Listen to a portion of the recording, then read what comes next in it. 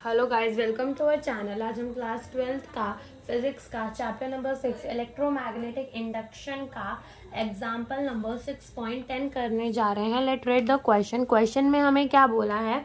obtain the expression for the magnetic energy stored in a solenoid in the term of magnetic field B, area A and length L of the solenoid. How does this magnetic energy compare with the electrostatic energy stored in the capacitor? Now सबसे पहले अपन part A को start करते हैं।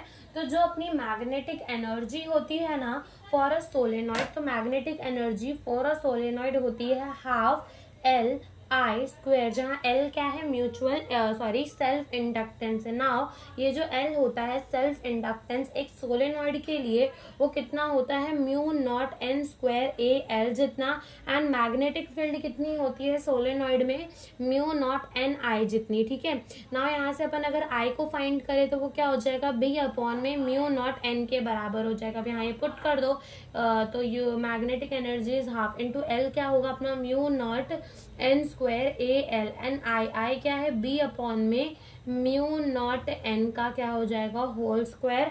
तो यहाँ से अपन ऐसे लिख सकते हैं half into mu naught N square A L into B square upon में mu naught square N square से एन स्क्वायर जाएगा कट, एक म्यू नॉट से एक म्यू नॉट जाएगा कट, बचेगा क्या half mu naught A L into B square. तो ए पार्ट हमारा सॉल्व। हमें मैग्नेटिक एनर्जी को एक्सप्रेस करने कहा था in the term of the area A, length L and magnetic field B, जो कि अपन कर चुके हैं। नाउ आता है पार्ट बी। नाउ यहाँ पर एक चीज देखो कि जो अपनी मैग्नेटिक एनर्जी है ना वो किसके प्रोपोर्शनल है, वो डायरेक्टली प्रोपोर्शनल है मैग्नेटिक फील्ड के स्क्वायर से। ठीक है, जो मैग्नेटिक एनर्जी है वो डायरेक्टली प्रोपोर्शनल है मैग्नेटिक फील्ड के स्क्वायर से। नाउ अब बी पार्ट में देखो हमें क्या बोला है इलेक्ट्रोस्टैटिक एनर्जी तो को कंपेयर करना है मैग्नेटिक एनर्जी के साथ। तो electrostatic energy store in the capacitor कितनी होती थी हाफ सी वी स्क्वायर जितनी होती है। ओके, तो हाफ सी वी स्क्वायर, यहाँ से सी क्या होता है अपना सी होता है A epsilon naught by D for the parallel plate capacitor, और वी अपन ने रिलेशन पढ़ा था relation between the electric field and potential. तो क्या होता था V is equals to E dot D L. तो पुट कर दो हाफ हो जाएगा यहाँ पर A epsilon naught by D into यहाँ क्या हो जाएगा ई स्क्वायर, वी का स्क्वायर ना तो ई स्क्वायर और हो जाएगा डी स्क्वायर, तो एक डी से एक डी जाएगा कट, और यहाँ क्या बचेगा अपना half A epsilon not E square.